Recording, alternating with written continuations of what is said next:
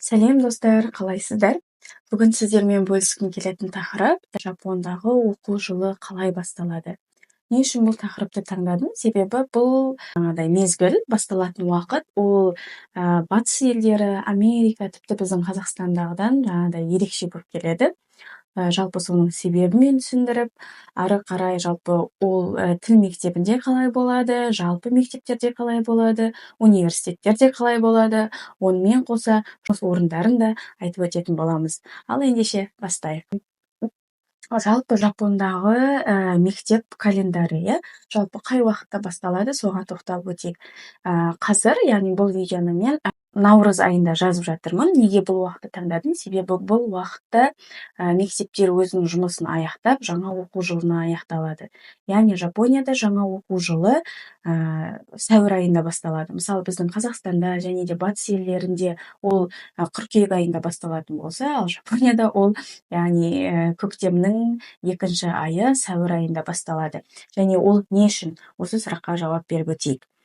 Жалпы Жапониядағы академиялық жыл мезгілі 4-ші айда, яғни сәуір айында басталады. Мысалы, Қазақстандарда бізде мектепте 4 тоқсан болады, университеттерде рубежка деп айтады ғой, семестрлар, мысалы 2 семестр, ал олар 15 аптадан тұратын рубежкадан тұрады, ал Жапонияда, яғни ол біріншісі сәуір шілде, одан кейін қыркүйек, желтоқсан, қаңтар, наурыз айында осындай 3 семестрге бөлінеді екен. Жалпы бұл айтылған уақыттар, яғни ол жаңағыдай бастауыш мектепке, орта мектепке, жоғарғы мектепке, университеттерге, тіл мектебіне де қатысты екен. Енді не себепті Жапонияда жыл 3-ші айда, яғни наурыз айында аяқталып, 4-ші айда басталады? Осы сұраққа жауап берейік. Мемлекеттік мектептерге, жекелік мектептерге мемлекет тарапынан бөлінетін қаражат, яғни осы 3-ші айда, яғни наурыз айында белгіленеді екен. Сонымен қатар университетті бітірген жаңадан түлектер болады, соларды жұмысқа қабылдау уақыты да, яғни осы 4-ші айдан басталады. Яғни 3-ші айда олар мектепті, университетті бітіріп жатса, 4-ші айда, яғни сәуір айында олар жаңа жұмыс орнын бастап кетуге, яғни смуз деп айтады ғой, жаңағыдай бірінің артынан бірін осылай жалғасып, әдемі жалғастыру үшін осылай басталады екен. Яғни осы жоғарыда айтып өткен жаңағыдай өтудің, бір деңгейден екінші деңгейге өтудің өзінің жаңағыдай тарихи себептері де бар.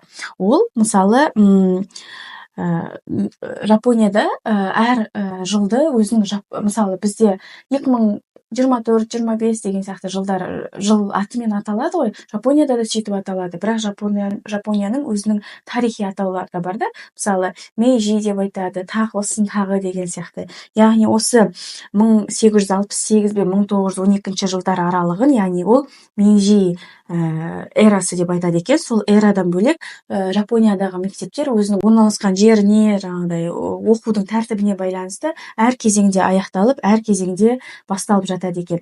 Бірақ сол жылдардан кейін мемлекет тарапынан қаржыландыруды 4-ші айдан бастағаннан кейін барлық жердегі мектептердің жұмыс уақытының басталуын осы 4-ші айға, яғни сәуір айына реттеп қойған екен. Яғни сол уақыттан бастап ешқандай өзгертусіз жаңа оқу жылы осы сәуір айынан басталып кеткен екен. Яғни бұның өзінің тарихи себептері де бар. Енді келесі кезекте осы айтылған жаңа оқу жылының тіл мектебіне қандай қатысы бар, соған тоқталып өтейік.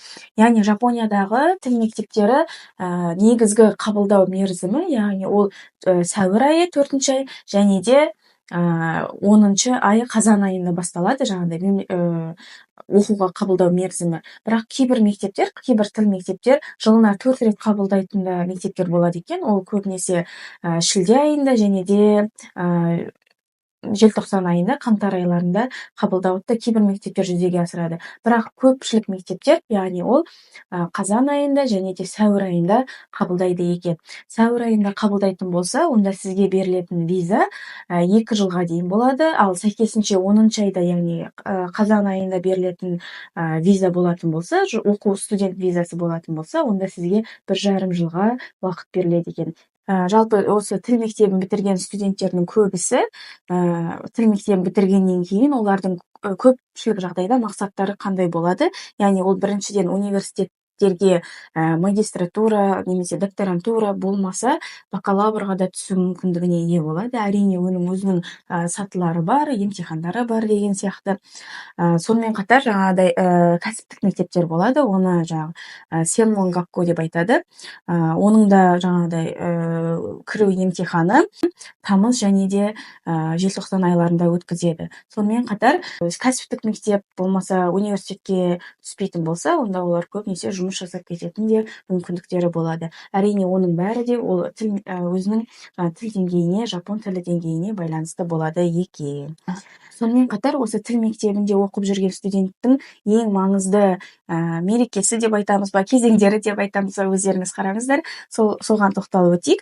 Яғни біріншісі, яғни ол 4-ші ай сәуір және қазан айларында ол мектепке кіру рәсімі кәдімгідей салтанатты түрде болады. Одан кейін JLPT деген емтихан бар, Japanese Language Proficiency Test деп айтады. Яғни жапон тіл деңгейінің 5 деңгейі болады, N5-тен N1-ге дейін. Яғни сәйкесінше N5 ол төменгі деңгей болатын болса, жапон тілінің ең базасы болатын болса, ал N1 ол жапон тілінің бизнес деңгейде, яғни жоғарғы деңгейдегі емтиханның сатысы болып есептеледі екен. 7-ші ай, яғни шілде және де 12-ші ай желтоқсан айларында жүзеге асырылады екен. Одан кейін жоғарыда айтып өткеніміздей наурыз айы, яғни ол тіл мектебін аяқтайтын уақыт. Яғни бұл да салтанатты түрде кәдімгі сізге диплом беріліп, осылай тіл мектебін оқыды, жақсы оқыды, болмаса деңгейіне сәйкес қылып, өздерінің бітіру салтанатын жүргізеді екен. Ал достар, сіздерге жалпы тіл мектебінен түскен студенттердің өмірінде болатын, жалпы 2 жыл аралық өмірінде болатын сондай маңызды кезеңдермен, мерекелермен, жалпы ивенттермен бөлісіп өткен болатынмын. Сонымен қатар бұл наурыз және де сәуір айлары ол жалпы жапон елі үшін өте ерекше ай болып табылады. Неге деген кезде, яғни сакураның гүлдеуі, мен өткен видеода айтып өткен болатынмын. Не үшін сакура ол жапондықтарға маңызды, оны да мен айтып өткен болатынмын. Егер де көрмеген болсаңыздар, мына жерде сілтемесін қойып қоямын, сол бойынша өтіп көріңіздер. Жалпы сіздерге бүгінгі видео пайдалы болды деп ойлаймын. Біз сіздерге тағы да бір өтініш айтқым келіп тұр. Біз өсуші, дамушы каналымыз. Бізді қолдап, лайк басып, астарына пікір жазып, бізді қолдап кетіңіздер. Біз сіздердің қолдауларыңызға қарай ары қарай да дами беретін боламыз. Көп рахмет. Келесі видеода жүздескенше сау болыңыздар.